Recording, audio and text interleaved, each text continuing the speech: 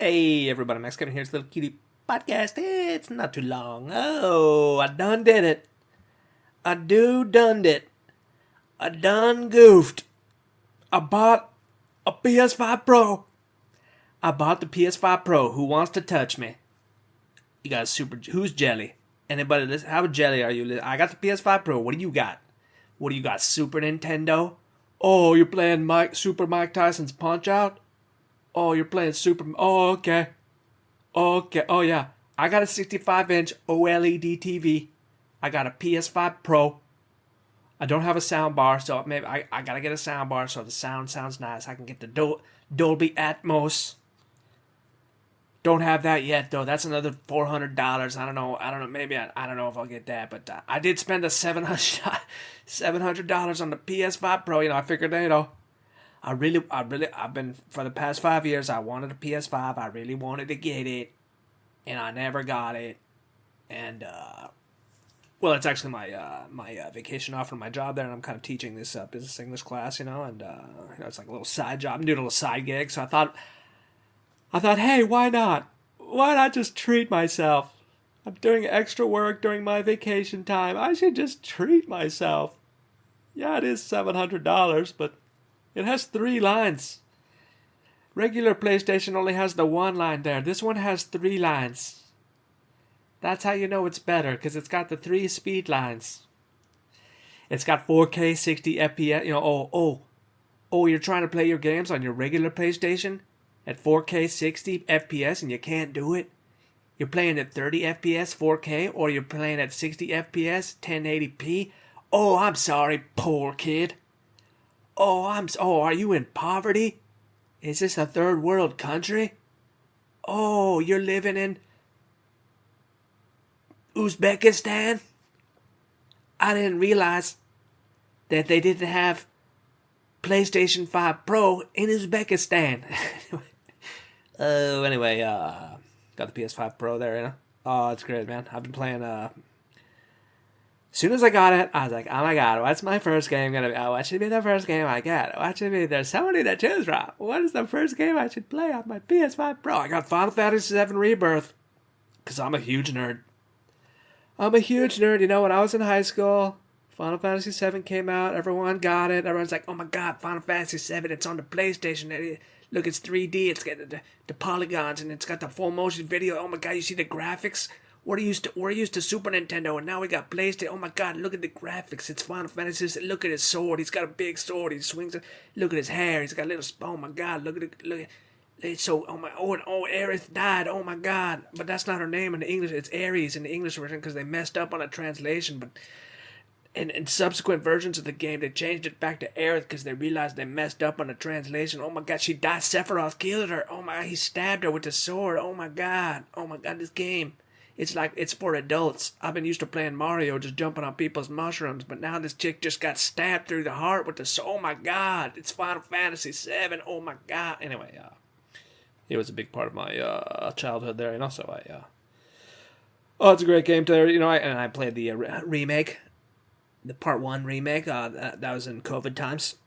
That was a fun game. Of course, it kind of, thinking back on it, just kind of reminds me of COVID. Kind of makes me want to kill myself when I think about it, But so I try not to think about it too much. But the game itself was cool. What was happening in the rest of the world was not so cool. But the game was cool anyway. So I got Rebirth there. I loaded up on my PS5 Pro. I'm playing 4K 60. My God, this game is art. Oh my, it's so beautiful. Oh my god, look at that. It's just everywhere you go. It's just like, oh my god, look at this art.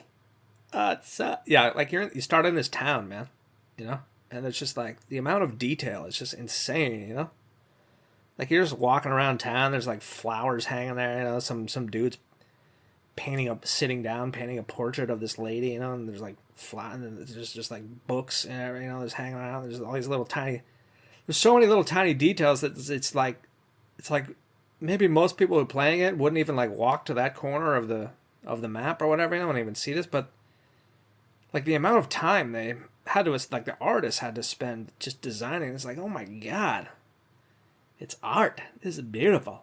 It's amazing. Like there's this one part you're at this like military base there, and, like they got these like floodlights, and there's like the electrical cords going to the floodlights, and then they got the like you're in a construction zone, you got like the electrical cords on the ground, so they put like the plastic cover over them, so you could like roll your wheelbarrow over the cord. They got those too. Like the details are just insane in this game, man. Like they had like this little like this like portable like what do you call it, like a fork, what's it called, a forklift. They got this forklift, and it's got these little wheels, and it's got like these little springs on the side, and I'm just looking at it like someone had to physically draw that. Like they didn't even need to add that spring there. They just did it to like make it look cooler, And it's like just these little tiny details. And like, every time I play, I'm just like, oh my god, this is art. This game is art. Anyway, it's a fun game. It's a fun game if you like RPGs. If you don't like RPGs, what are you doing with your life? What are you playing, Call of Duty? You playing Call of Duty with 13-year-old kids online telling you that you're gay when you kill them? Anyway, this game's for super nerds. If I ever go to a bar, I will never tell any women that I play it, unless they tell me first that they play it, and then even then I'll be like, oh, that I don't think I'll ever. Okay, anyone listening to this and you want to know how to pick up women, don't ever tell them that you really enjoy playing Final Fantasy. Don't say that. Don't ever don't ever say women don't like men who spend time playing video games. That's just a little tip there for the single boys listening to this podcast. Tell the women you're into cryptocurrency.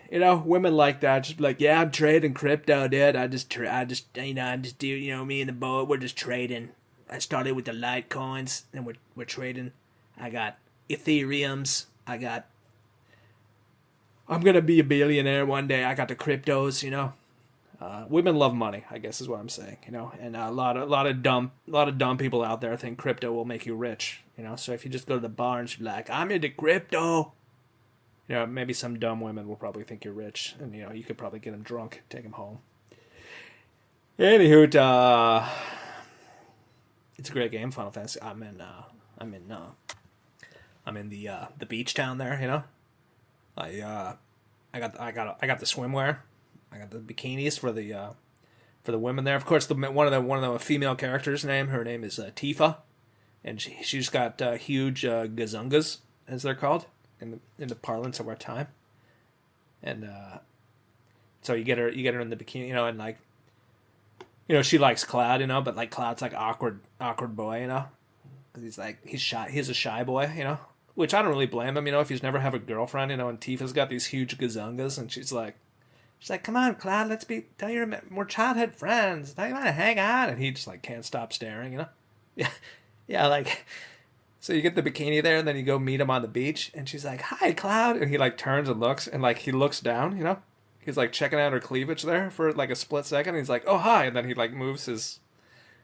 That was a great detail. That was funny there, Cloud's all embarrassed. He doesn't want to stare at his childhood friend's tits, even though they're right in front of his face. Yeah, the game's fun, man. You just press the buttons, and you beat stuff. You just press the buttons, and it's it's a video game. You press buttons and stuff happens. Dude, you ever think maybe we're playing a video game right now? I think more and more this is just simulation, I listened to this one Joe Rogan podcast where the guy was talking about how this is all your brain is just a data stream. Life is just a data stream. Or just your brain is just interpreting the data stream. And then I've been listening to a lot of Stephen Wolfram. I don't know if you guys know Stephen Wolfram. He's a computer scientist who also kind of he thinks the universe is a computer. Okay, basically this is another thing too. I was in Hakuba. It's like a ski resort full of Australian people in Japan. Like you're in Japan, and then you go there, and then everybody's Australian, and you're like, where are the Japanese people? Why is everyone here blonde? But it's in Japan, and I was doing a little comedy show there, And like after the comedy show, I had to like we didn't have any hotel rooms because they're all booked up, so we had to I had to share this tatami room, with two other comedians there, when we were all kind of drunk there. So we're sitting in the tatami room like before we're going to bed, like we can't go to sleep because we're still kind of hammered, and I was talking with them and I realized both these guys had no even basic understanding of physics at all. Like they didn't know anything, like any of the physics discoveries of the last 100 years. So I was basically explaining to them like string theory and all that stuff, and like quantum mechanics and all that, all the different theories of physics there, and how kind of when they turned on the LHC there and they didn't find supersymmetry, it's like, oops, maybe string theory's wrong. Oops, we've been working on this for 50 years and it might be completely useless. Oops, So anyway, Stephen Wolfram has an alternative view of physics there, where so basically most physicists believe that the world is continuous. Like everything is connected. Like the world is one wave function. There's the wave function of the universe there. It's all one wave. And it's all one. It's called continuous. It's all one piece. And then Stephen Wolfram believes it's discrete, which is it's multiple pieces. Like there's not one big giant piece, but it's all separate little pieces. And there's all at the very bottom this little tiny pieces that just kind of interact, like with very simple rules. Like if you have a checkerboard, and the rule is, if you are a black square, the square next to you is white. That's a simple rule that creates a checkerboard, right? So his idea is that there's very small, on the Planck length or whatever, the very smallest area, it's just there's certain specific rules about how the universe behaves, and it just evolves based on simple rules of what is next to you, and so that's his theory, and that's more like how a computer works. It's like it's the in his theory, it's more like the universe is doing computation. That's time moving forward is computation. Anywho, there. That's the those are the two different views of the universe there. If it's continuous or discrete there. More and more I'm thinking it might be discrete. More and more I'm thinking this might be like a simulation. Maybe it's not a simulation, but the universe behaves like a computer. It's more and more. It seems more and more likely to me. I don't know. I don't really know. I don't really understand the actual physics of it, but just what other physicists say, it's making more and more sense that this is all God's watching you masturbate. I guess that's what I want to say. That's what I'm trying to say. Is God's watching you masturbate, so don't watch the freaky porn. Just watch the normal stuff. Anyway, thanks for listening. Maybe I'll see you tomorrow.